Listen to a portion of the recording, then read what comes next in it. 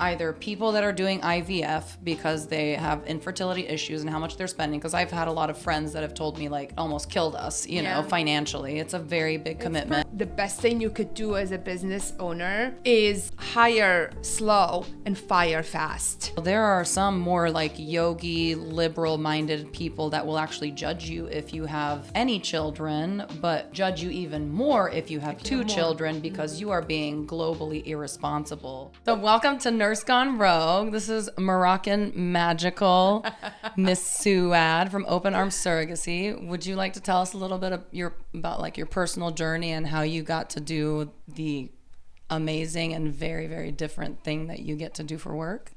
First of all, thank you so much for having me. This is so exciting. I can't believe I'm sharing this space with you.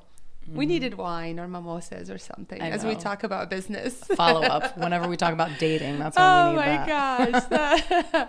So I'm the owner of Open Arms Surrogacy, and I started Open Arms in, you're going to make me feel old now, 2003. That's been like 22 years. It's crazy. It's insane.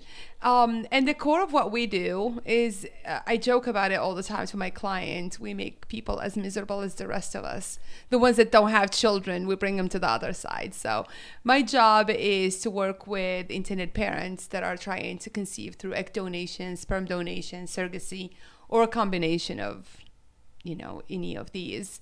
Recruiting surrogates, egg donors, and kind of overseeing the process, introducing them to professionals, and just being their soundboard as they go through such an intimate process. And I always define infertility as one of those private struggles that we were blessed enough not to experience, more so you than... What? Are you looking at me now? Why would she think the blessings?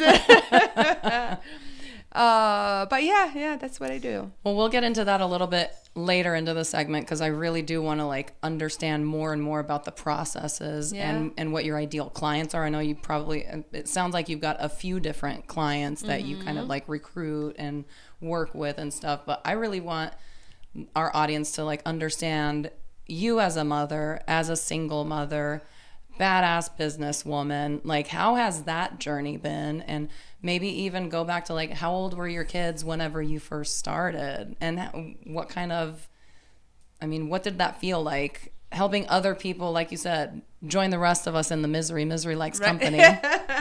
Well, you should know, you are a powerhouse. Obviously. You are a mom, a boss, a business owner, and we wear so many hats, and it becomes our default setting to juggle the Sundays when nothing is happening. I just feel like I should be getting up and doing something. The guilt factor is crazy. is real. Why am I not moving? Why am I not on a call, on a Zoom, picking up, dropping off, doing something? But going back to your question, I started Open Arms when I was 28. I became a mom at 30. I become a mom again at 32. And then that's it. Life and being a business owner just had to coexist. And the unfortunate part is you don't get a break in between. You don't get a break from being a mom, nor can you ever get a break from being a business owner once you commit to that, right? So you have to show up every day to both. So how do you feel like you were able to, we have I completely resonate with that, obviously, because we're both moms. We've both been single mom business owners. You're in a relationship happily right now, right? For all our viewers, make sure you confirm. Happily taken. I'm happily single, but you've actually, at least experienced what it means to juggle all of the things. And how do you feel like you've been able to manage? I know we all have it, the mommy guilt. We're not here for our kids in the way that we want to be, maybe emotionally all the times 100%. And we're not giving our business the investment and energy that we necessarily always want to, because we want to just be fuck it for now. My kids need me. This is life. Right. So how do you feel like you were able to manage that balance? I know your kids are a little bit older now. I'm still kind of in the messy middle. Right. But put yourself back maybe in my shoes. When they were. How did it, and also another question is how do you feel like it impacted you going from business owner at 28 to then mother business owner, mompreneur at 30 and 32 with toddlers, with all tell us about that journey. That's a lot to unpack. And it's almost triggering in a way. It feels like I need to lay down. It's a therapy session. It is a therapy session, because I was saying earlier, like when you decide to become a mom and then you decide, because your plate is not full enough, and you decide, I want to be a business owner as well, there is a responsibility for you to show up at 100% for all of it. But you can't, and you won't. And someone somewhere has to suffer, right? From you showing up 100%. And most of the time that someone is you. Because God forbid we cannot show up less than 100 for our kids. The society will eat you up. The guilt will eat you up. Your family, the way you're supposed to be, and the social norm. You have to be an amazing mom. And then as a business owner, you have to show up at 100% if you want to be respected, if you want to hold your own, if you want to be independent, if you want revenue, if you want this, if you want that. So at the end, who suffers? We do. Do. So there are times where I'm run down. There are times where I just want to take a nap, and I just feel my body giving out, because I can go and go and go. But the body knows, so it slows you down, and that's when you get the colds and your headaches and you can't sleep or this or that. So at the end, you have to find passion in it, and I think that's what drives us. There is a passion in us owning our power, being the model that our kids are looking up to. Like my daughter looks up to me, and she knows that this is the standard. You are to be respected. You are to be, appreciated for what you bring. We bring the table. Yeah, we don't bring things to the table. I am the table, right? It's imported from fucking Morocco. It's not China. It's not China, right? So you have to think as a parent, how I am as a business owner and entrepreneur bleeds into my family and how they see me. They see you as strong, independent, someone they can lean on, someone they want to be like. And that to me is where the reward is at. Having to find a balance is going to be just so important. And I can't tell you that I figured out the code, how to find the balance. Okay, maybe you haven't, but you're ahead of me. So what are some of the things or some of the strategies that you've adopted in your life personally that you feel like help you not burn out completely and run from phase of like compassion fatigue to compassion fatigue? Like, what are some of those things that you've noticed? Okay, this fills my cup so that I'm not always pouring from an empty cup, whether it's like with family, with, business. I mean, in both of our industries, we were laughing the other evening when we were out, right, at happy hour. And it was like, oh, you're a nurse and you have a surrogate, and we're like, oh, we're two completely opposite sides of the spectrum. Yeah, we are. You deal with life and bringing life into the world. I deal with bringing life to an end, the and most quality of life. Absolutely. It's quality of life versus quantity and like things like that. So many times have I told you, like, I see myself in you. I see, oh my God, what's happening, where she's at, what's coming up, but it's your journey, right? And it's the hardest thing to do all of it while you are still single, right? The single factor is there because at the end of the day, there is no one to lean on, to sit in that quiet with, to break down with, to feel vulnerable. You almost feel like you have to hold this facade and this mask on at all time. You have to show up. There is no time for you to just be you. There is just no time for you to just fall apart, for someone just for like, give me 5 minutes and pick you back. There's so much there, because so many people will ask me, like, I don't understand how you're single. Like, they'll ask me. What's the choice?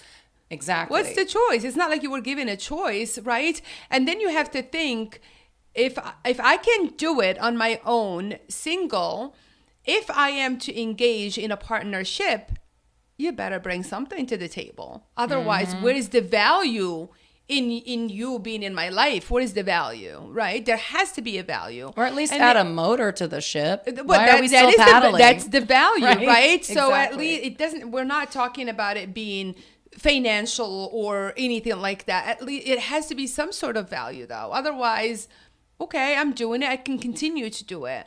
So I think that's the biggest part. Although there is part of us that are strong in our ways, set in our ways, that can be a little bit not as forgiving, you know, that we can hold people to our own standard where I can do this and I can do this. So why then can't wash you? the dishes, Right. Then do this. I shouldn't have to tell you this. And so it's almost coming out of like a resentment. I had to do this for so long on my own, and you get to like cry to me that you're what? Excuse me? Someone actually asked me that at some point. I think you were there. Remember the one night we went to that group setting at the Stovall House, and someone was like, well, how does it make you feel when people call you like strong or resilient or whatever? And I answered, and I was like, resentful. Yeah. It doesn't even make me feel happy, because it's like, why do I have to be this certain way? I tell you why. Because first of all, I've always said, I would love to be here because I want to, not because I have to. Correct. Right? Want versus have. So us here is really tied to survival.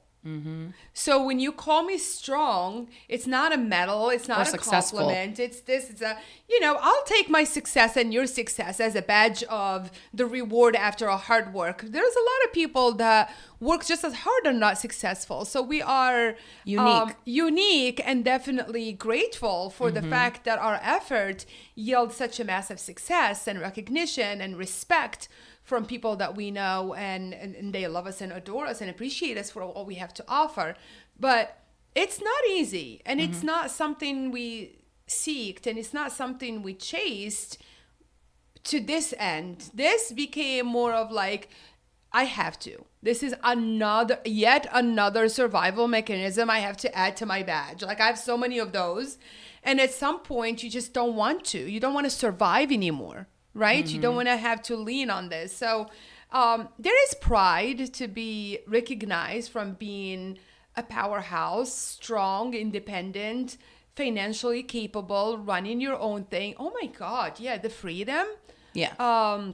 I think that's one of our like common drivers for both of us. Yeah, of course. It's incredible. Right now, I don't know how else to be honest with you. How else can you be? Which is a great kind of little segue into, have you noticed how much mothering or nurturing you've had to incorporate into being a business owner, being a female CEO?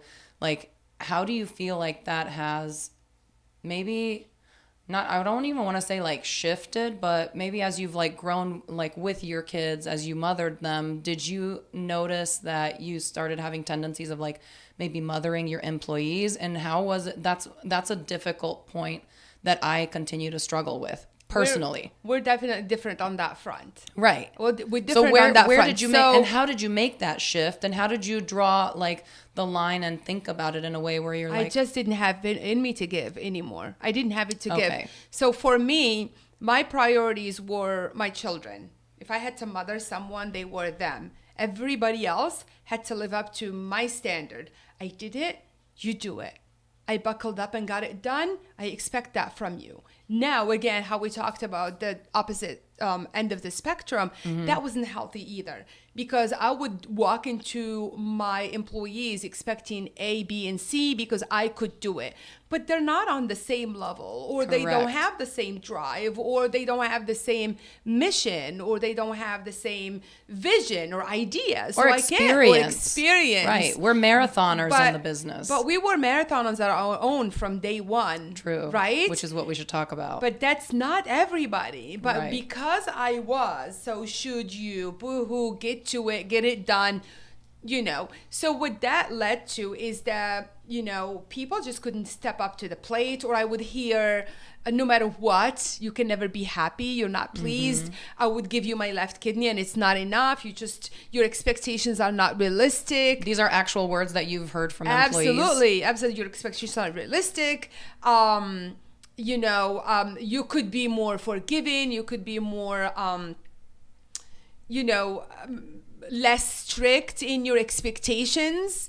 the expectations. And I think I come to understand that there is a balance between what they needed from me and what I needed from them. I absolutely now, I feel like I am way better boss than I've ever been. But it took literally doing the same thing and calling them insane. I will hit the same wall and go like, why is this not giving?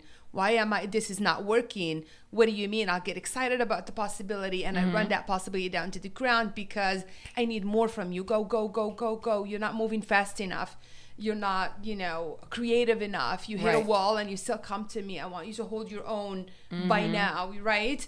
But everybody moves on their own speed. And the name of the game is patience and grace. If you see an opportunity in someone had told me, the best thing you could do as a business owner is hire slow and fire fast. I was completely the opposite. I will meet you, I will talk to you, your energy will take over, and I will love that, and I will go with blind faith into hiring you. Then once I hire you, I have to sit with, well, maybe with this, just a little bit longer, just this, just, and making these excuses. And that's what when we talked about the last fire, I'm like, shed the weight, shed what's not serving you, shed what's not aligning. They may be amazing and incredible and great somewhere else. Exactly. And I think actually what I've heard from other business owners is trust fast but fire faster.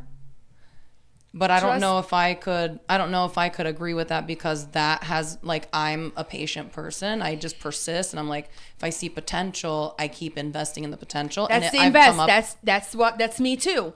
I hired you because I saw a potential. Right. And part of me doesn't want to fail me because I must have seen something. Right. So letting you go, then I am a failure. So I keep holding on. But to a point, the idea is slow hire. But we get too excited. We get too attached. We connect. We see the potential. And that carries also to a personal. We fall in love with the person potential. But if they don't see it, you're not there to see it for them. Right. Which I think goes back to you saying they don't have the same experience. When I was struggling with finding nannies, I had a revolving door in my house at one point when all my children were under 10. Yeah. I had 5, kids at home and I was running a full-blown business.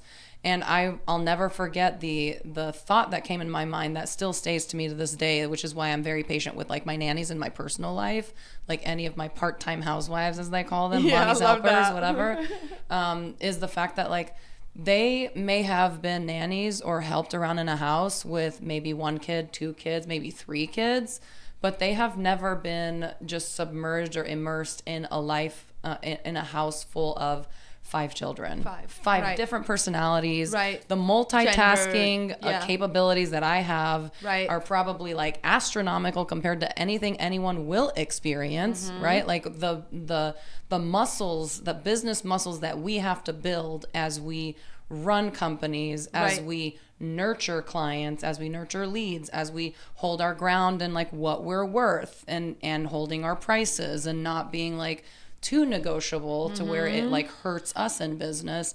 I feel then I realized, okay, they haven't had that experience, so I'm going to, then the other saying comes in as business owners, hire someone you can trust because skills can always be trained. How do you feel about that? Oh, you're going to take me to trust, another triggering word. Trust. Well, maybe how do you spell it? Let me ask another question that's actually I feel even more important. Was there ever a time in your business career where you're staying true to yourself as a business owner, you know what you need, what kind of performance you need, and you just fucking fired people and it destabilized your business and you had to just you're like the squirrel. You're having to take all the acorns and put them in your mouth so you can crawl up the tree and save it for hibernation while you still try to look for another employee that can help you. Have you ever felt like you've pulled the trigger, fired someone, and then it completely backfired and it took you a lot more time to recover and you got a little more strategic with that? So the results were the same. I was scrambling, struggling, but I wish it was because of a decision I made. Okay. I think it was the other way. It was like someone that you felt did not belong, was not a good idea, but you stuck by them. And then when an opportunity presented itself to them, they pulled the rug from underneath you, hence trust. So if I fired you, I would say at least you may have a chance to get your ducks in a row and have a replacement, figure things out. So you're not going to be in a terrible situation. I think this is exactly why I said trust is triggering, because most of the people that I've trusted, they were able to jump ship real quick when an opportunity presented itself. And then you're like, well, wait, I'm not ready. I've got to learn this. I've got to figure this. I needed notice. And they're like, you're that's it. I'm out. I got this. And I've had people, I can't say that everybody was terrible. I've had people that have given me 3 months notice, 2 months notice, a month notice. And I've had people that said, tomorrow is my last day. Or that day. Or that day. Or I'm day. Like, that day. And I would sit with that thought and I'm like, you know what? Now at the end of the day, it just shows you who that person is. And I think when you go back to trust, right? It feels like it's more of a betrayal, people don't see it from this is not a corporate. Is it because we're women? I don't know what it is. I don't think with the way we're wired. Maybe the gender has something to do with it. Because we actually care. We care because most CEOs are narcissistic, but most CEOs are also men. We drive with too much heart in a place where it has to be a business. Also, our businesses are small, intimate, right? This is not a corporate boutique. This is not a well-oiled machine where you leave, we don't even remember your name. And we don't have millions in lines of credit. Exactly. I get to know you, your family. If I have a Christmas party, my staff is here. You know what I mean? Right. So you get to connect with them on a personal level. So when that happens, in their mind, it's still a business. In your mind, it hurts. We're kind of... It's personal, it's bitch. Personal. That it was is personal. So have you had people quit and walk away with clients of yours? I had them try. I have claws. Listen, we're nice. So let's talk about that. Like, we're nice until nice, and we're like, no, I draw the line. Like, you want to leave, bye, right? You are within your right to leave. You don't want to give me the standard 2 weeks notice. By all means, that's fine. That's still within your right to go. And it's just business etiquette at that point. It's business. But to go and cause me any harm, that I draw the line. And for 22 years, that is a no. So I will put everything I have on the line to teach someone a lesson that you just can't. There's just some things that they bleed into my personal. I just take it personally, right? It's business. It's not personal. It's personal now. Now the claws on, like, hold my earrings. I don't know. Like, I wouldn't. So I had someone try. Who reached out to you whenever they tried to poach the client? That's why client trust is important, right? My client is amazing, incredible.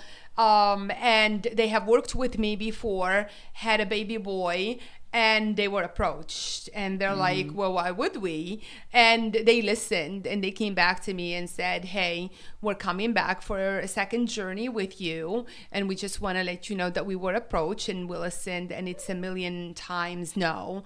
Not only because we cannot trust anybody that will stab somebody they've worked for. Right. It goes back to character. I always say it, like, if someone, character flaws, right? I can, since we're like merging like business and personal, one of the things that I never understand, if someone is in a relationship and they cheated on their partner with somebody else, how is that somebody else can ever trust them because they saw them cheating on someone you know what I mean? Which will totally go on our dating podcast episode for right? sure. So it goes back to trust. Is the once a cheater always a cheater scenario, right? That whole conversation. That is a big one. I want to be invited again. We're doing it. We're doing it. But you know what? Like live. so they came back to me, and at that point, I had my attorney send, a letter stating that, Is that called a cease and desist? Close, yes, it is. Initially, you send kind of a letter of demand and intent, like, hey, we know what you're doing. This is the nice way of saying back there. I'm watching you, bitch. Back off. Back off. They're my client, my business. You are not to reach to any of our, clients moving forward, period. So we choose to be nice about it this time. Next time it's not. There was no next time. There was no next time at all.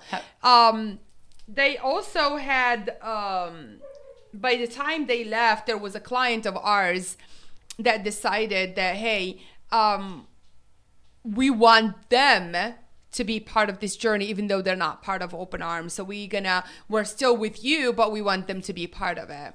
And I put my foot down and I said, no, that's too many cooks in this kitchen for my taste. You said, I'm a Taurus. Loyalty is my middle name. And that's it. There's no room for too many of us, I am capable of, like, what do I always say? I can, I can bring home the bacon and cook it in a pan. I can do it all. So bringing another cook into this kitchen is just not It's needed. A recipe for disaster. So you have to be able, and you have to be okay with walking away from certain businesses. You have to be, and I've done that too. There are, on a professional level, there are people I don't see eye to eye with, I don't align with, I don't believe they're ethical, I don't like the way they're lacking integrity. And I've had clients that came to me and said, we want to work with you. And I would say, well, who are you working with? Let's say as an attorney, for example. And they dropped the name and I'd be like, I'm going to walk. We're not in an alignment. That's not not for alignment. me. Right. That's not for me. The choice is to either hire us and go with a different legal advice or to stay with them and get a different agency. And after 22 years, it really feels good to be able to choose and to have a choice in saying, I love your business, or, you know what, maybe we're not a good fit for one another after all. Mm-hmm. But I wish you the best. Wish you the best, absolutely. And here are some other people that may be able to help you on your journey. I wouldn't go that far, but that's... Google. So you're okay with walking away from the money, just not giving it to somebody else. Does that exist but in your industry? So in my industry, if someone may not be a good fit, I'll be I'll do full disclosure. I will call out of my network of people that do a similar, in the same industry, but they probably don't operate the same way as I do.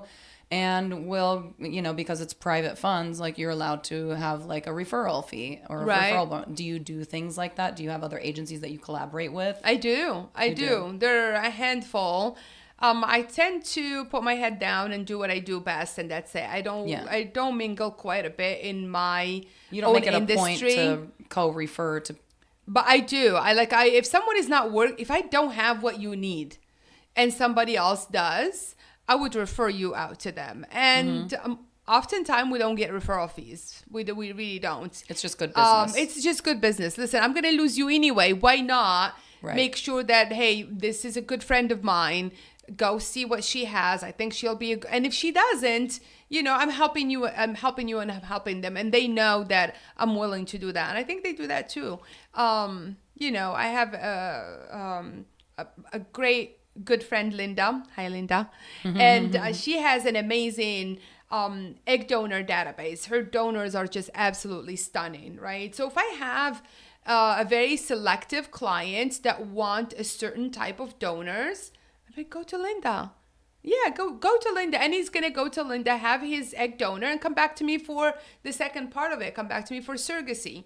But it's just generally a good practice to be just kind and, send her, if you can't close that deal, send it off to somebody else. So I think this is a great time to talk about your business and how it actually works, because we've never, I've heard bits and pieces of it, but we've never truly talked about what does this journey look like. So for example, this client that you talked about, that you would send to Linda potentially hypothetically to get an egg donor, that, and then you would take care of the second part of it. So walk us through what the ideal couple is, what they're looking for, and then what the ideal egg donors are, and what the ideal surrogate are, and what we can unpack what their benefits are. So let's start from the very beginning. I have a brother, for example. He found his best partner and wants, because obviously he would be using you if he ever used anybody. So they come to you for an initial consultation. Walk me through what that looks like. Yeah. So ideal client really is anybody that's trying to be a parent and can't on their own. So I've worked with single parents. I've worked with heterosexual couple. I've worked with same-sex couple. Those are all like amazing intended parents. As long as you are emotionally and financially fit to take on this journey, then let's do it, right? In the case of your brother or same-sex couple, they come to me and they need an egg donor, obviously, and they need a surrogate mother, because what we do is called gestational surrogacy. So the baby is not genetically related to the surrogate mother, right? Versus traditional surrogacy, where all you do is do an insemination using the surrogate's eggs and then conceive that baby. So that part I don't do at all. And is there a reason why? I think it's just very risky, emotionally charged. Now you have someone who is actually the DNA of that baby, carrying that pregnancy, delivering their own child, right? They have the choice. They get a window legally after the birth of the baby to change their mind and keep the baby. How long is that window? I believe it's 72 hours. Okay. That's scary, and that could be scary for someone that signed up for it. Longest time period. You know, you do all of this and you come to that. And then what you have on your hand is a child with a mom and a dad and a 50-50 visitation and child support for 18 years. That's not what they sign up for. Exactly. Right? So I always tell my clients, when you go through this process, this is not one where you want to cut corners. Mm-hmm. This is not one where you want to get your contracts off of Google or ChatGPT. You really need a reproductive attorney that's going to dot the I's and cross the T's and make sure that your rights are protected. Mm-hmm. Is insemination easy? Absolutely. Is 18 years of support hard? Absolutely. Right? So pick your battle. Pick your battles and what your costs are going to be. Right? And you don't even have that child for time, and then you are now in it with someone, potentially co-parenting with someone you don't even like or care for or want, right? Yeah, that makes sense. And that's why we keep them separate. So we get an anonymous egg donor that's between 21 and 30 years old. So I'm disqualified, even though I'm fertile Myrtle. I feel like I should be able to donate eggs. I have the DNA of a collegial athlete. I'm Romanian. I know, but as a nurse, you know that past 35, that's what they start worrying about, you know, genetic abnormalities. It's called gestational. I mean, not gestational. It's called geriatric. Isn't that... I am not geriatric. There's nothing about me that is geriatric. I literally, once I shared a surrogate that was 37 or 38, and that's the word I got. And I'm like, geriatric. What? I'm 51. What does that make me? Which, by the way, you don't look it, obviously, as evidenced by your glowy self and your bubbly personality and everything. But as women, our biological clock in this industry is perceived differently. So from 21 to 30. 21 to 30. And why not from 18? I think those are the guidelines. I think 18, you're just too young, you know, to understand what you are doing. We wouldn't want it to be attached to anything that you're going to regret. It can't be a random decision just because you're getting some compensation from it. Mm-hmm. I think 21 is somewhat where you feel like grounded in who you are, grounded in your body, decisions that you need to make about your body, whether you want to be a parent later, whether you're capable of donating eggs and letting go of the outcome, whether, you know, so I think 21 is a good baseline. Although we get a lot of heat when someone is 18 or 19 and they're like, well, I don't want to have any kids and I would love to do this. You don't know what you want. At 21, you don't know what you want. Believe me. True story. Ask me about you know, 21 to 30, good BMI. What's a good BMI? Under 30. Are we fat? I had a doctor that said you need to be 27. I'm like, oh my God. 27 is kind of excessive, especially because 27. BMIs, which for the record, body mass index, it's a calculation between your the weight and the height, which is also skewed because what's your body composition? How much muscle mass do you have? It's the worst thing ever. It's probably one of the worst metrics to go by. Honestly, I think they should take more things into consideration like visceral fat, body fat percentage, musculoskeletal like composition, like are their bones actually heavier 100%. Because everybody's different, but we digress. So you find an anonymous egg donor. Do you find that a lot of your egg donors also double up and become surrogates as well? Sometimes, if she's a mom already. We have moms that are 26, so we are always like, okay, are you interested in becoming a surrogate as well? And they learn about it. Either they're ready, oh, I did not know, love to, I think that's amazing. I've had quite a few egg donors that moved into surrogacy. Or they'll say, you know what, egg donation is a lot less commitment. Yeah. I am in and out within like 3 to 5 months and I'm done. I don't want to be pregnant. I don't want to go through the whole process. I get it. That's absolutely fine. So let's talk about what you would tell like maybe a mom that wants to do egg donation, because I'd like to pick apart a little bit of the egg donation process, because you said 3 to 5 months. Yeah. I think everybody knows about like, pregnancy in general as a loose term. So what are the benefits for a potential like surrogate mom? Well, we want to talk about egg donation. Yeah. Right. We can talk. Yeah. So for an egg donor, I mean, you're doing something incredible, obviously. But you have to have the right mindset and not be attached to the outcome. I think that's the biggest thing for an egg donor, because someone was telling me I could never be, because I'll be thinking my children are out there, my DNA is out there. I get it. But the way I think about it is, if you donated blood, do you ever worry about who has it, whose life it saved? I don't. I mean, I go and they take it. I'm like, I hope it helps somebody. That's it, really. So our donors, for them to qualify, like I said, and the other part that's important in becoming an egg donor is that you cannot be adopted.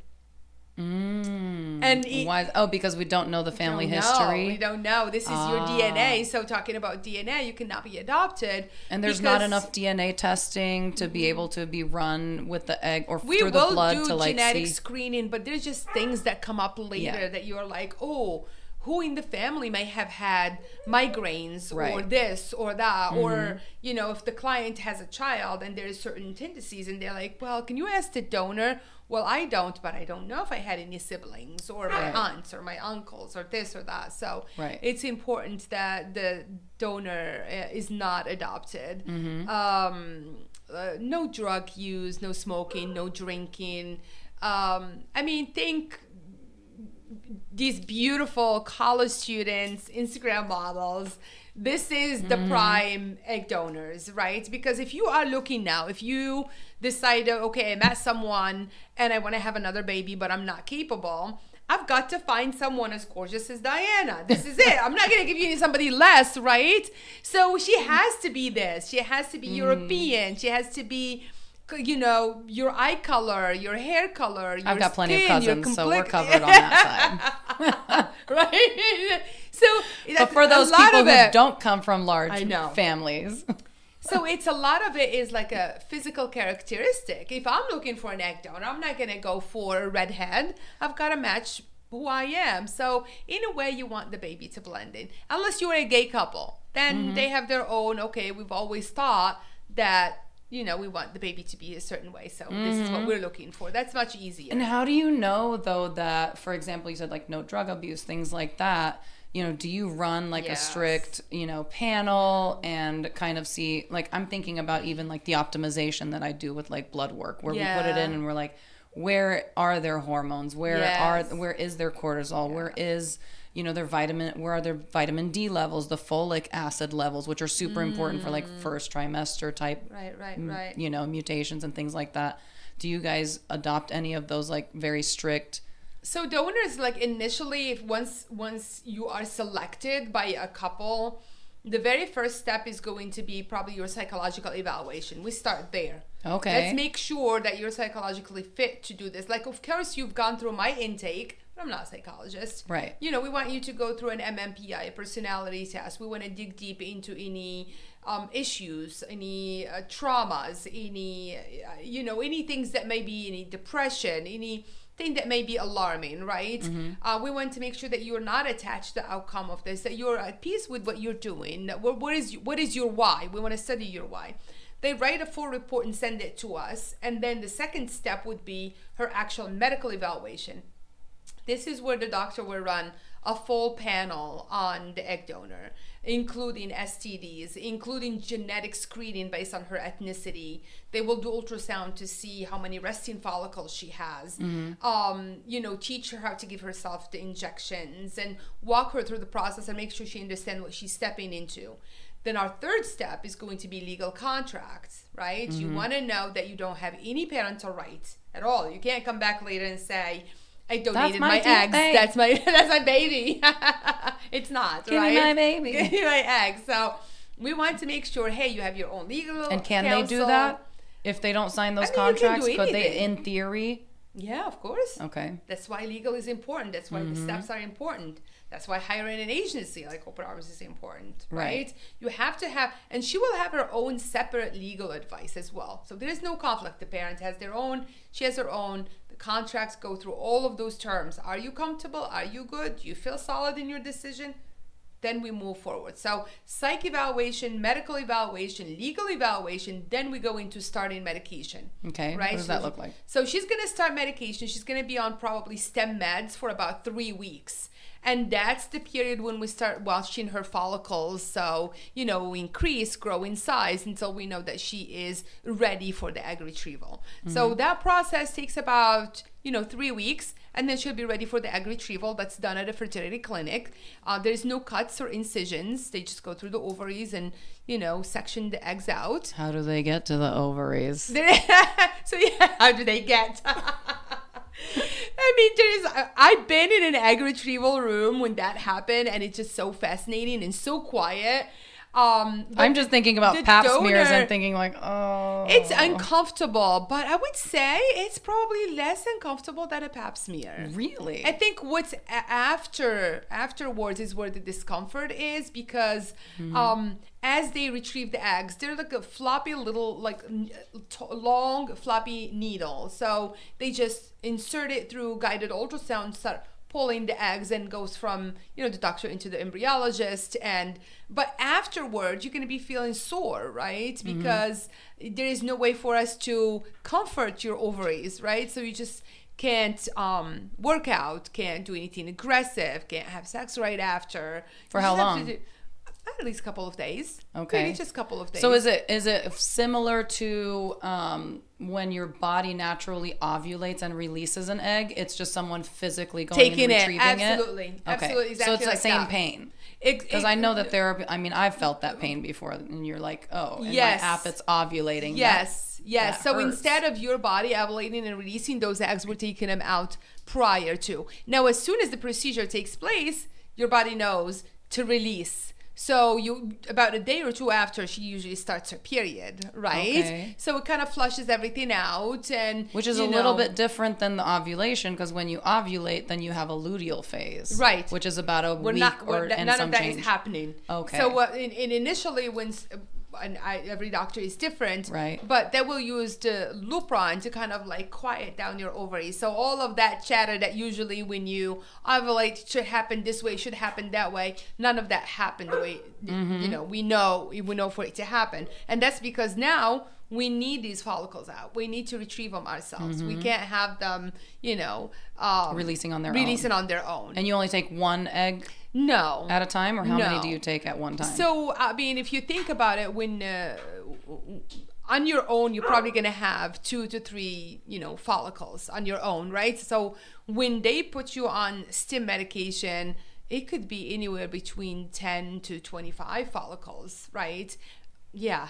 That they're retrieving at a time? What? Yeah, I've had an egg donor that we had over 50 follicles. She just took off.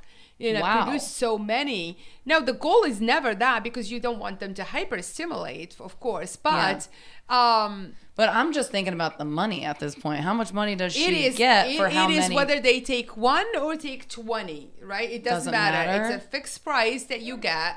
Between $7,000 and $10,000. If you've done it before, then it increases, with each donation. Because you're a veteran? Kind of veteran. Okay. And you're only allowed to do it 6 times in a lifetime. Those are the guidelines we have to go by. And why? Why only 6 times? I think you don't want too many. Just like I wish the industry. Is it a federal guideline, or where does that rule exist? Ethically, think of it. You don't want to, because we're taking I mean, we're born with how many eggs? I think thousands. Yeah, I think it's like over 500 or something. 500,000, 300. Yeah. Yeah, 300,000. Between 300 and 500,000 in a lifetime. babies. Right. Yeah. And that's also the question that comes up, like, will I have any left? You're going to have plenty. Yeah, You're going to have plenty. Because we're only working depending with on the age again. That's true, too. Right. Yeah. So we're only working with what we have this month. But I think ethically, you don't want too many babies of the same egg donors out there. That's really it. So you don't want a headline like the one OBGYN that inseminated how many women with his sperm and wound up having 700 plus babies of his own. Why? From Nevada or where? Don't go to don't go to don't go to Nevada. That's all I have to say. What mindset prompt you to do something so? I mean, but what about religion? Insane. Like these some of these religions. I mean, I know you practice a different religion than I grew up in, right. And a lot of the more, and I know that it's like we have a spectrum of like super fanatical religious people that like even in my religion where I grew up, it was all about. The name of the game was how many babies can you actually put out there because you're, what is it called? The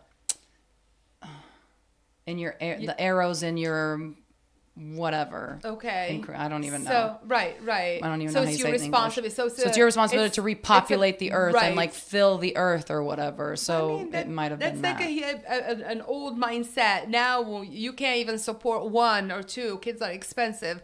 But well, now in Seattle, there are some more like yogi, liberal-minded people that will actually judge you if you have any children, but judge you even more if you have two children because you are being globally irresponsible at the climate control. I mean, I got 5, so I can't say shit. No, I have 2, and I'm with you. We're just out here using up oxygen and giving carbon dioxide. Thank God we're in Florida where there's palm trees and all this vegetation that needs the CO2. Listen, I don't know. It's a personal choice. It's a personal choice. I've always knew I wanted to, and I had to, and after that, I experienced early menopause, and it was a wrap for me anyway. So things happened on their own, but I'm always impressed by people that want more because my clients are also some that have had children already, and that's always impressive to me when a client comes in and they have 2 or 3 children of their own, and they're like, "We've always wanted more." They just couldn't have another that's one, it. and or then they just want one more. Or you experience secondary infertility, and they're like, "We and never you can thought." And you can retrieve their own DNA if it's if it's still there, and if it it's may available, or maybe she lost like for a partial hysterectomy and she doesn't have the uterus, just the baby house anymore. I had a client of mine that was my favorite client in France, and she was the cutest teacher, and her husband was a police officer, and she was born without a uterus. So from day one, they knew if she ever wants a child, it would have to be an alternative option. Yeah, so they came here, had a baby boy, one and done through surrogacy. So, I mean, sometimes you get a lot of heat about like, oh, you're going to adopt, you know. Yeah, but I mean, everybody, it's all choices. It's not like adoption is easy either. Correct. A lot of my clients came to me after waiting for adoption process to come through for years and years and years. And many either will say, we waited so long that the border closed if it's international, or we waited so long that they're saying you aged out, you're too old now. I've been with you. I've been waiting. Let's do a 1, 2, 3 quick and dirty cost analysis because I'm just so curious to see. Why? Like just ballpark. Don't, not just ballpark, pricing.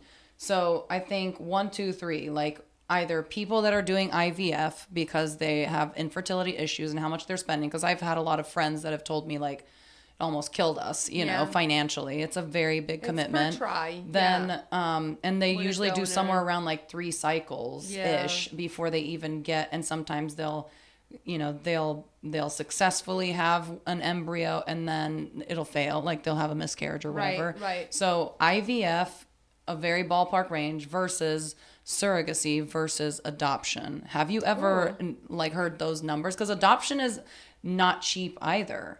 and is super unstable actually with your outcome. Right. So I mean, straight IVF, and it all depends on the IVF clinic, their success rate, the doctor, there's just so many, the state. Right. But I think a straight IVF, if I was just me and my husband and it's not happening, so we needed some help, it's probably going to be anywhere between $12,000 to $15,000 for an IVF cycle. Per cycle. Okay. Right? If you're using an egg donor, it's probably going to be anywhere between $15,000 to $25,000. Okay. Per cycle. If you go into the big guns, which is surrogacy, you're probably about $150,000. Yeah.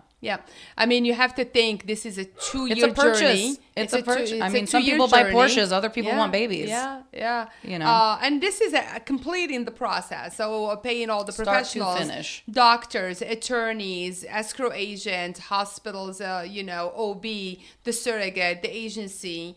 There's just a lot of professionals, a lot that's involved. Mm-hmm. Absolutely.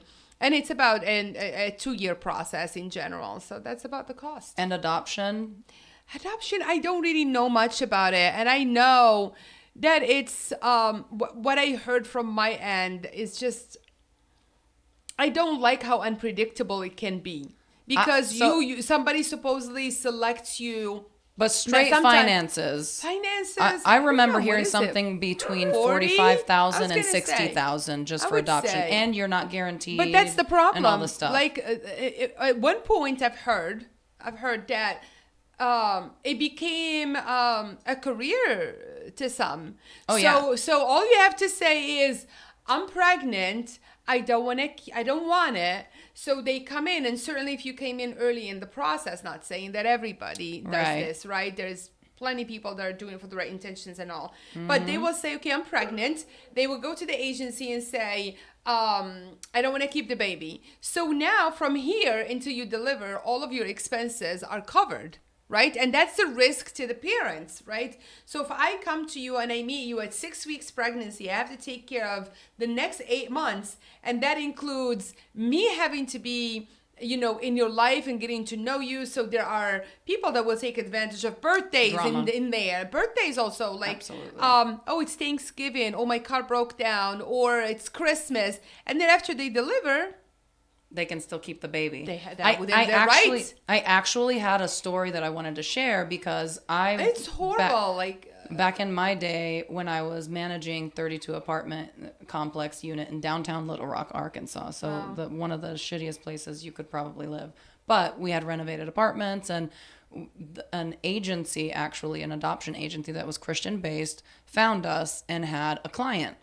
And she got pregnant, didn't want to keep the baby. This was an alternative to abortion. Right. And the parents footed the bill for the rent, utilities, food, cars, all the things. And then I remember hearing that by the end of it all, she did wind up keeping the baby.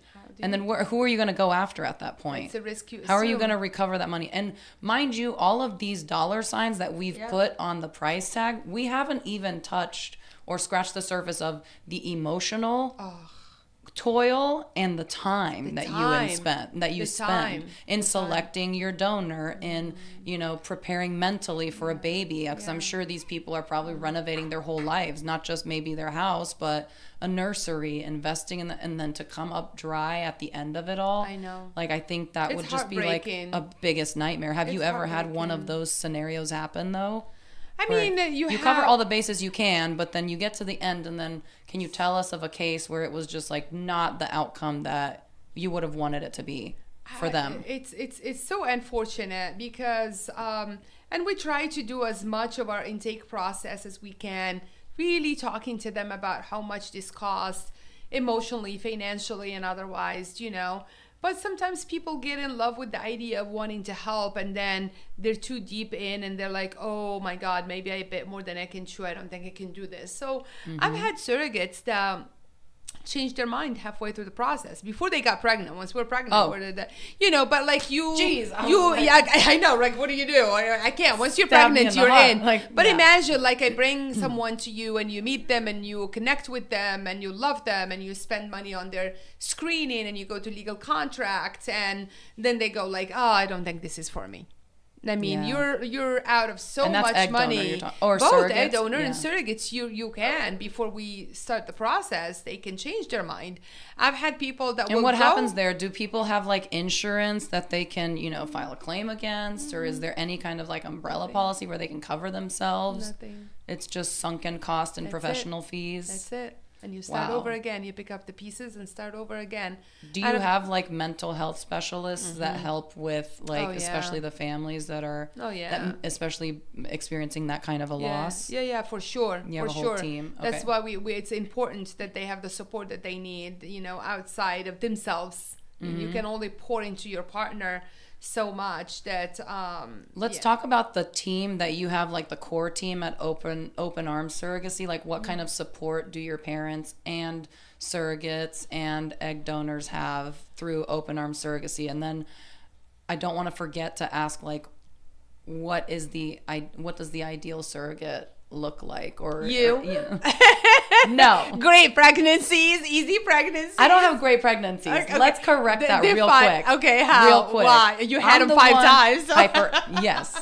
Did you have hypertension? No, hyperemesis to the point where I needed IV therapy. Oh my. I mean, my 5th pregnancy, I went in with my 9-month-old on my hip, and I told that doctor, I was like, listen, I need a PICC line. I'd prefer it in my left arm. I want a banana bag a week, and I want 1 bag of IV fluid every single day. Do you understand? Yes, I know what happens and why I got pregnant, but I'm just letting you know that's going to be fixed. This is a non-negotiable. Don't talk me out of it. He was like, I'm going to schedule your PICC line right now.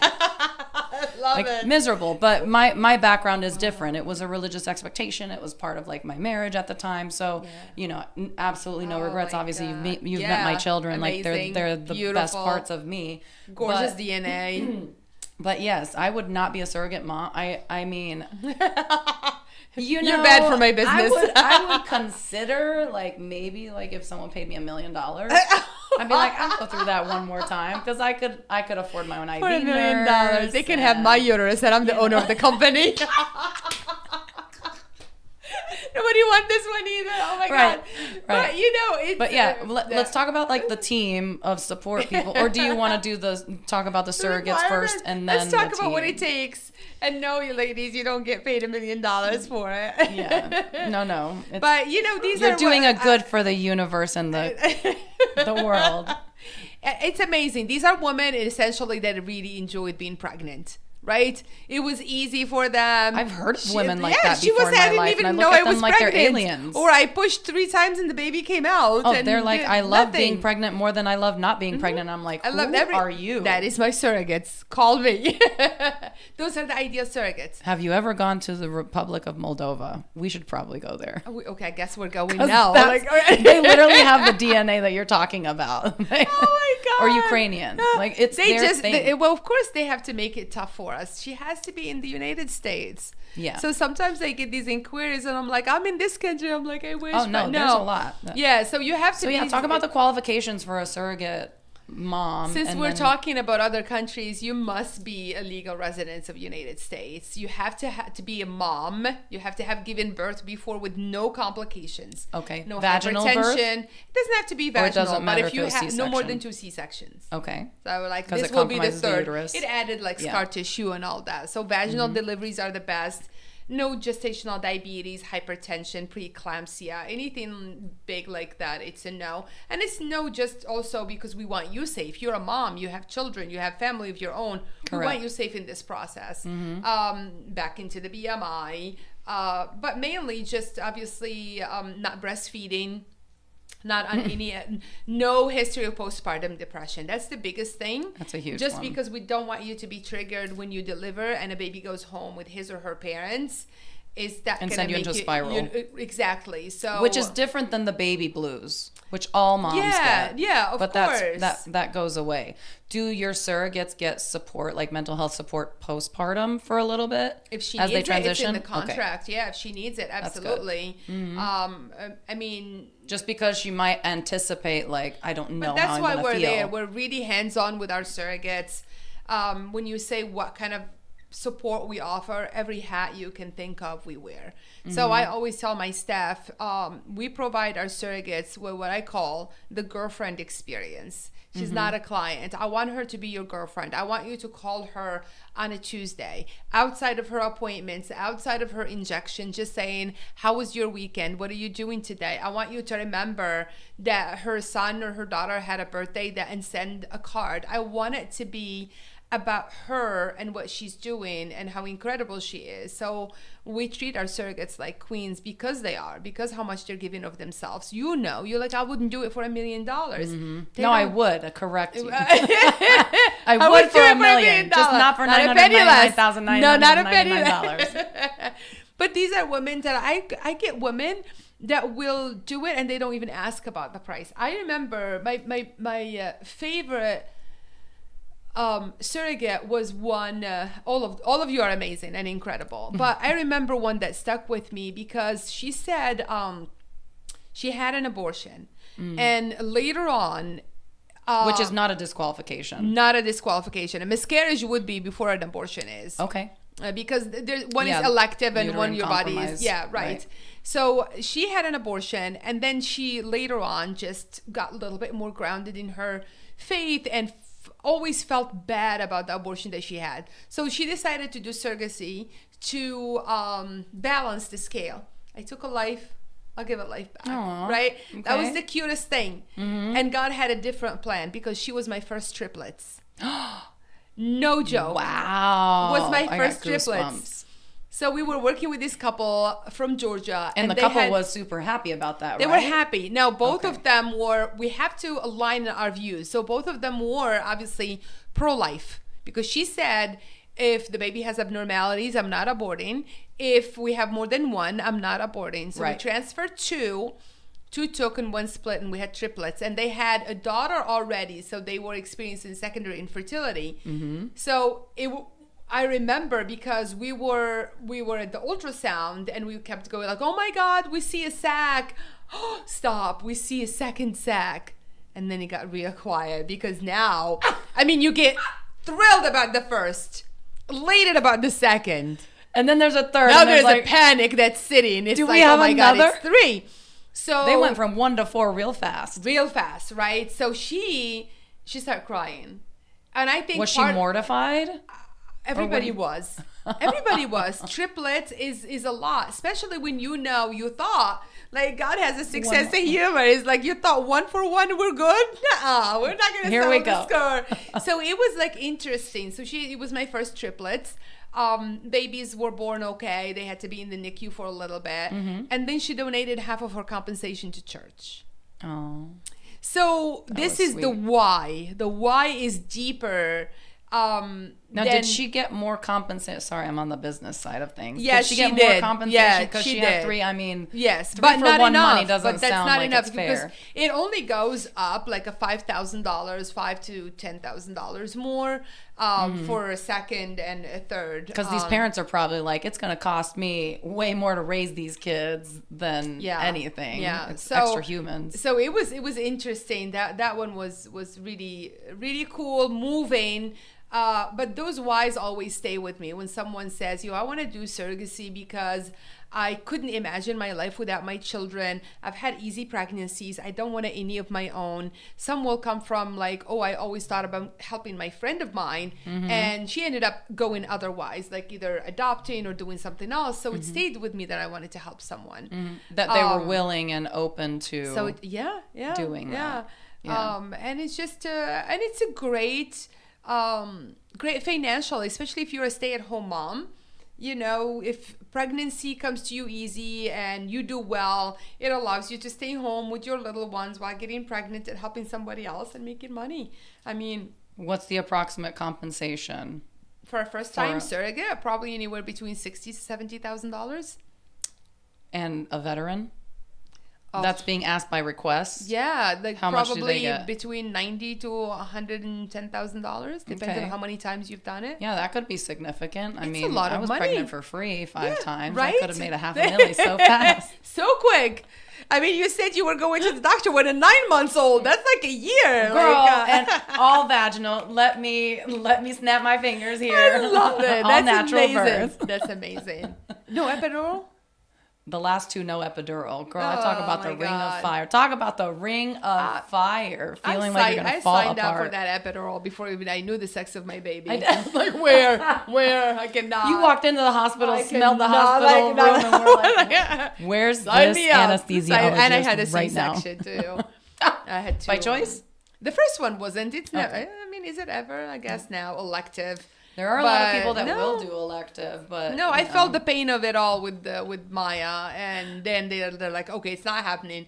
Let's do a C-section. The second one felt really weird because now you know it's happening. It's scheduled. You're packing your bag. You're like, I'm about to have a baby. Bag. There's a date. It's just like a normal. You go get pretty. The other day, your nails. One of my employees said that her partner was in so much pain, and then they found out that he has a kidney stone. I'm like, this is why men can never give birth. It's crying, like, oh my God. I mean, we are just such a magical being. We are. For us to be able to give birth the way we do. And then you get up and you start breastfeeding and getting to work and coming home and making dinner and... What even is non-productive downtime? I don't think we have it. Even when we're sleeping, we're doing things. We're making eggs. We're producing hormones. I was drafting emails in my head. I was doing my sleep. Sometimes it's insane. Yeah, it's all consuming. I was like thinking about their school, their this, their that. I'm gonna get a little bit like I'm just curious. I don't want to get too far into the weeds of it, but politically, more recently, with everything that's been happening with like immigration and things like that, you said that a surrogate mother could be a legal resident. Has that? I mean.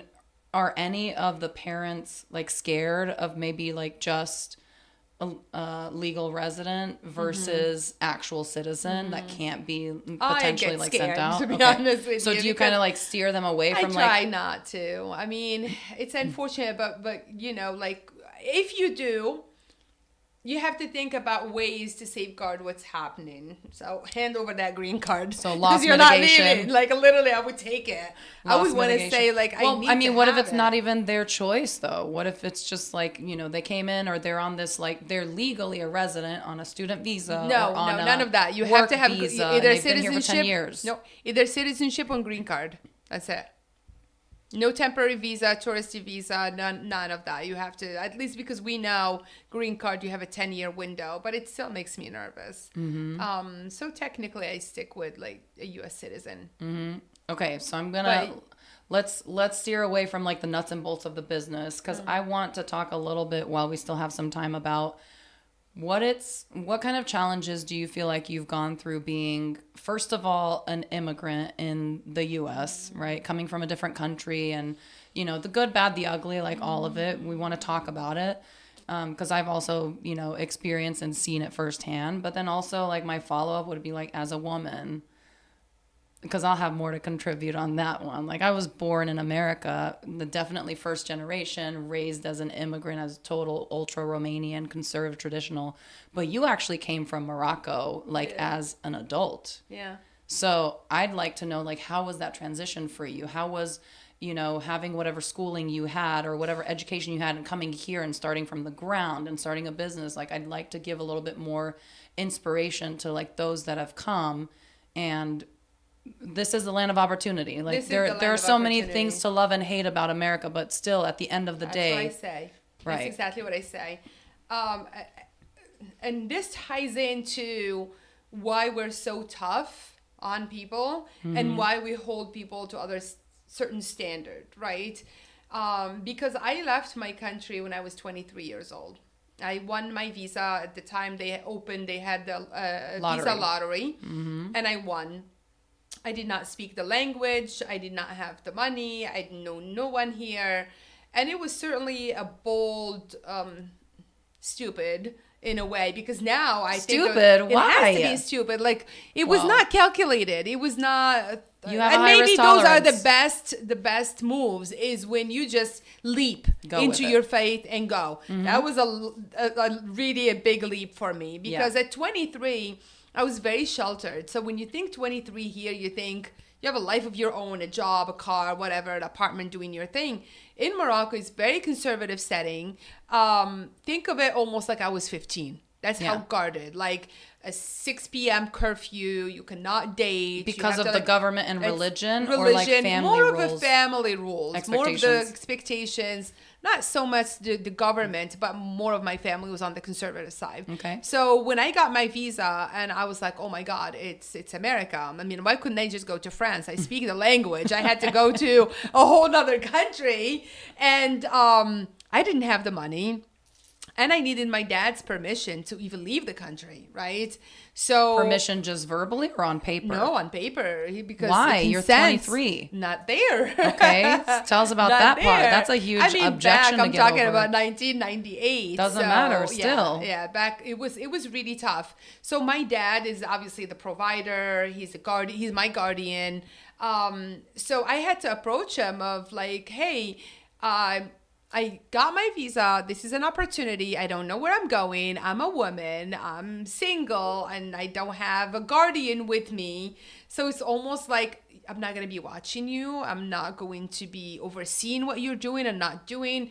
How is this going to backfire on the family, honor, traditions, this and this? So it was very risky for him to let go. He has 2 boys, and I'm the first girl. And then I have a sister who's younger than myself. Long story short, with the grace of God, he just said, you want to leave, then go. That's fine. I can only give you 2 things. Financially, I'll buy you a ticket, which was one way. Mm-hmm. And $500 is all I could borrow. Like my dad had to borrow $500 because it's a lot of money in Morocco back then. Wow. 500. Did you have anyone you were going to? So let's back up a little bit. Why did he have to sign? Was that a government policy? It's a government policy. Until what age? Like if you would have been 30 and you would have won the lottery, would he have still had to sign? No. Is it because you weren't married? I don't think because there was no marriage, because I was single and he was my guardian. I was still dependent on him. Your father is your guardian unless and until you get married, and then your husband is your guardian. And you cannot leave the country unless they sign off. None of that is true or accurate. When did that go away? 25 years ago. Yeah, but that's not a long time ago. It's a quarter century. Yeah, it's not. And a lot of it is grounded in traditions. None of it is really like the law, but it's just the unspoken, way of things. This is your dad. This is who even talk about honor anymore? Yeah, honor. Mm-hmm. Shame, bringing shame to the family. To the family name. Shame to the family name. That's a big thing in our cultures. You run away, shame to the family. They will disown you, right? Mm-hmm. You get pregnant outside of marriage, shame to the family, and the name of your dad. You get a divorce, right? You get divorced. Shame to the family. That was a big one, right? Because I got divorced, but it was at that time I was already standing on my 2 feet. I could make my own decisions. So, about $500 in my pocket. I met someone at a hotel where I was staying, and the day I got my visa, he was leaving. He was getting on in a taxi to go to the airport, coming back here. And the reception in the reception area, the gentleman said, I know you got your visa. I know you're stressed out about going, not knowing where you're going to go. Right. That guy lives there. That's literally all he said. He's like, he lives in America. I don't know where. The receptionist was also Moroccan? It was Moroccan. Yeah, this is in Morocco. So the guy was going to go in back in the elevator, getting back to his room to grab his stuff. I went into the elevator. We don't slide in DMs. We slide into the elevator. I'm like, excuse me, moving in. Slide into DMs. We slide into the elevators. I understand you live in the state. He goes, yes. I'm like, I just got my visa. I don't know where I'm going. Can you help? And he looked at me and he said, was this in Arabic? In French? Or we did it in French. Or English. Okay. In French. Okay. And he said to me, you're better off staying. There's really nothing for you there. I'm like, thanks for nothing. What? And we still he's like my brother now. Really? We still talk. Yeah, very, very close. He walked me on my wedding. He was the one who walked me to, Shut up. Yeah, we're still very, very close. So then you guys still stayed connected, and he obviously, did he Yeah. So he show you around, whatever left, kind of thing? He left. He said, you shouldn't. Got in the taxi, left, came right back. And he goes, I have a feeling you're going to do it anyway. So here is my number. If you make it, let me know and I'll figure things out with you. Oh my goodness. So he found me a nanny job in Findlay Lake, New York, the tiniest town. Kind of like an au pair? Kind of like an au pair. It was nanny? room and board, so I Okay. didn't make anything, and that was my opportunity to learn the business. But I cared for 3 kids, 3 girls, each from a different dad, and I was very Back then. Damn. it was a lot. Yeah. Because even the dynamic, it was very Yeah. dysfunctional and all. But I did that for about a year. Then I moved to Erie, Pennsylvania, where I worked as a nanny for a news anchor, and she had only 1 daughter. So that gave me more freedom. What an upgrade.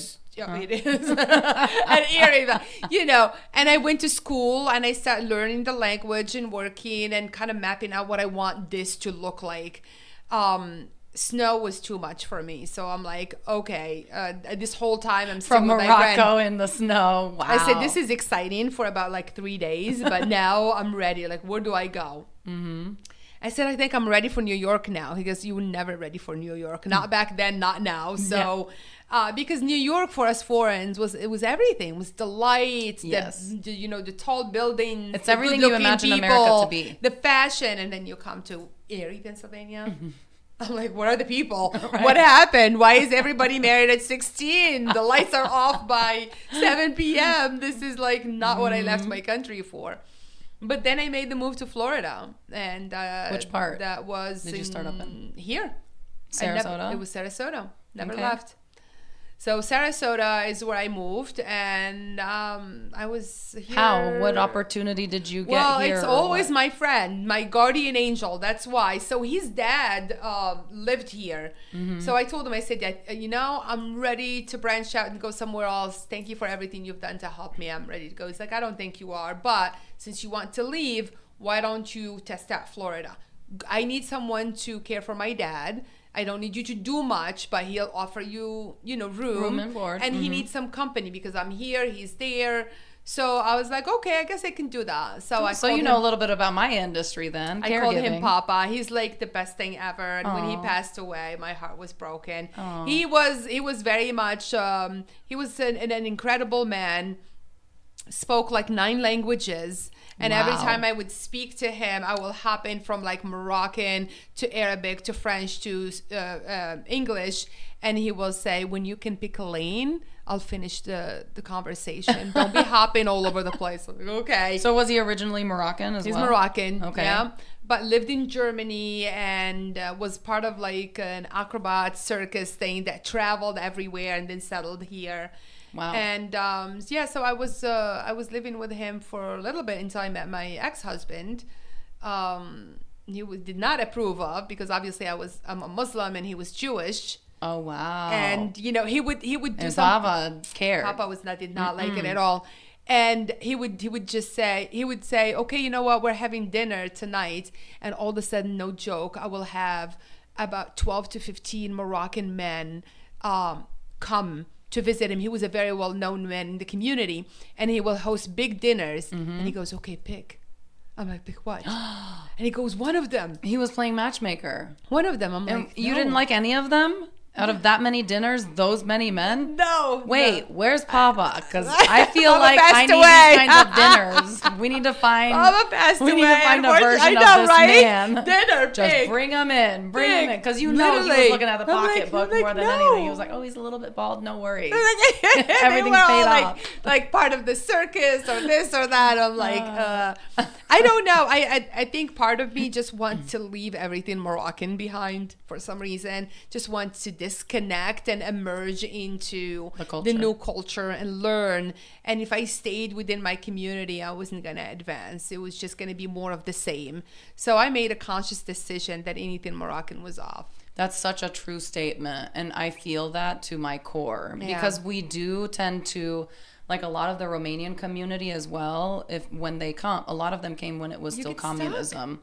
And they are so hyperfixated on conservation, conserving, preserving the culture, marry only in the Romanian culture, especially if they're religious, like on top of that. We're a super traditional country.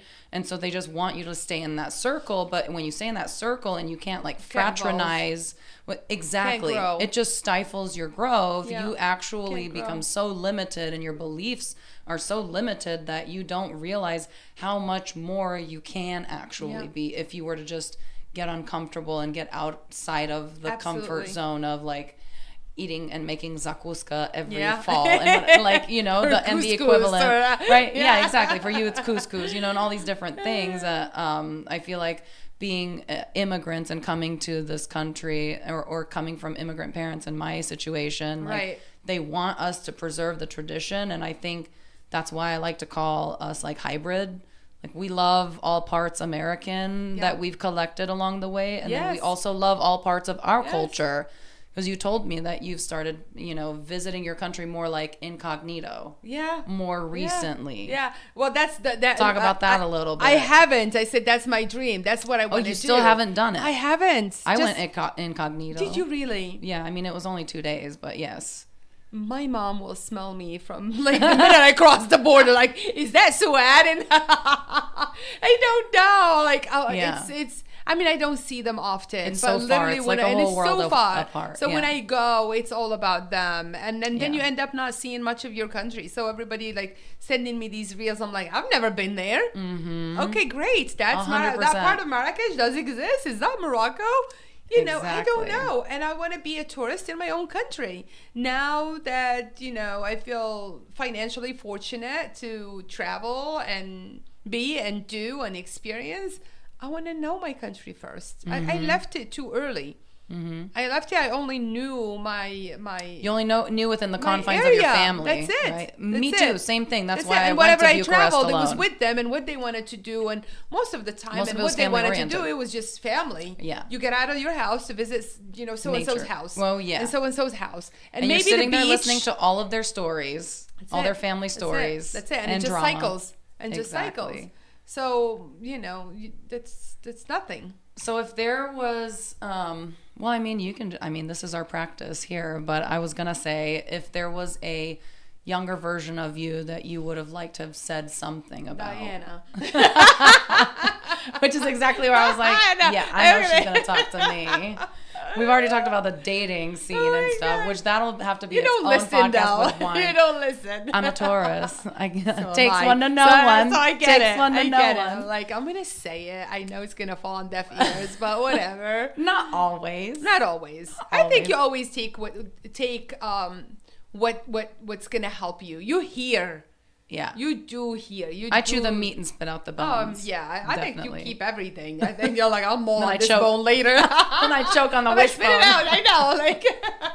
No, but I think, I mean, there's always, every interaction that we've ever had, I've always learned something. And I love you for that. Same thing. I love you for that. I'm so honored that this is our first podcast kicking off Nurse Gone Rogue. Like, I'm super excited about it. You're amazing in everything that you do. Like this. Can we just take a moment? Like, honestly, you're doing this. This is happening. You're holding space. Do it messy, do it scared. That's what they say. Do it imperfectly. So here I am. With no room on your plate. Is what I'm concerned. I'm like, there is like nothing. And you're like, oh, there's a little square. We still have an NADIV to give you, ma'am. So that's the only reason we don't have space. But I love it. But if you were to give some sort of like advice that you feel like would really, really just make a huge difference and impact, which you always do in general anyway, let's just be clear, but let's get it on recording.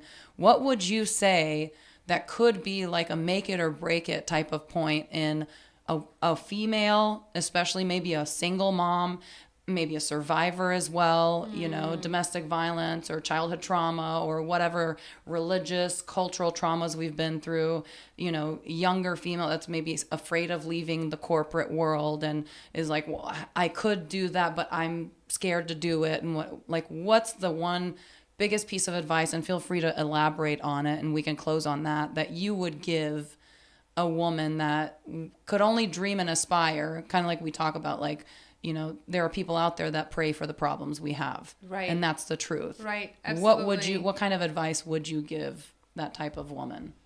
And I'm not ignoring the men, but I kind of am. Because they've got enough mentors.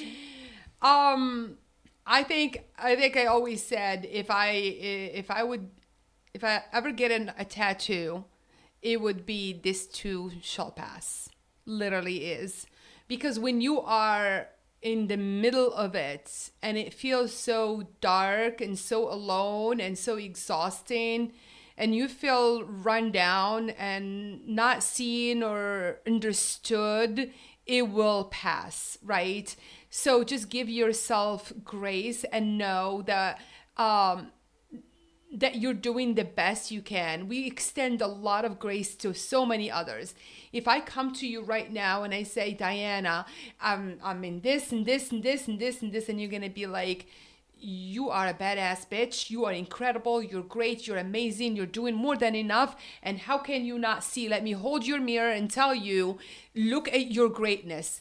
And yet we're incapable of doing that for ourselves. Mm-hmm. We do not get up and say, you're amazing, you're incredible, and actually believe it, right? So extend the same grace you would extend to others, to yourself. Energy is everything. Please honor it. Your gut will never steer you wrong. I've doubted my gut so many times, and it came back with my tail between my legs, going like, you knew it. Mm-hmm. You knew it. That voice is there for a reason. If you silence it, then there goes your compass. Right. It's not freaking fuchsia. It's not pink. It's bright red. Her eyebrow is raised because she says this shit to me all the time. It is red, and we need to see it from what it... The other part is like Maya Angelou said, when people show you who they are, believe them the first time. We do not believe it. The first time is key. Yes. Because when we're like, if you snap at me, I'm going to be like, ooh, oh, that lives inside of you. You're just upset. Oh, that she's just having a bad day. Oh, we make excuses this or that. We make people. Excuses. No. We could be all that, but that does not justify you getting out of character that way and disrespecting me. I see you. I clock you, mm-hmm. right? So enough with the excuses. Mm-hmm. I don't have any. I don't give people excuses. You rub me the wrong way, you're done. Like, I've had people go like, really? You don't give second chance? No. Oh, I remember you, but you've given me a second chance. Because one time I missed a lunch. We live an hour away. Very beginning. Don't cross this bitch. I love you though. Don't cross this bitch. Proceeded to send me a message and say, I took time out of my day for this lunch. Which is true. Which is so true. People but how do did I that. take and how did I take it and come back? And that's why we're here. Exactly. And the people that will take it any other way, those are not your people. They're not your people. Exactly. So that's what I'm saying. When you come to me and you said, oh, I did this, and I'm like, you're shedding. It's okay. Mm-hmm. So do it scared, because sometimes we sit in the scare, in the fear. We feel paralyzed because we're going to lose these people you're not support, losing anybody of value. You're not losing anybody that's But cutting great, off the dead weight actually does do you a service. Down. Yeah. And it doesn't feel good. Blocking, it doesn't feel great. You hold on, maybe one more call, maybe one more text. Maybe they'll come to their senses. Maybe they'll come to sense. That's all our... That's the potential of a person. We fall in love with the potential of a friend or a partner. There's no freaking potential. Mm-hmm. There you are, you're not. I live in an era where my potential is behind me.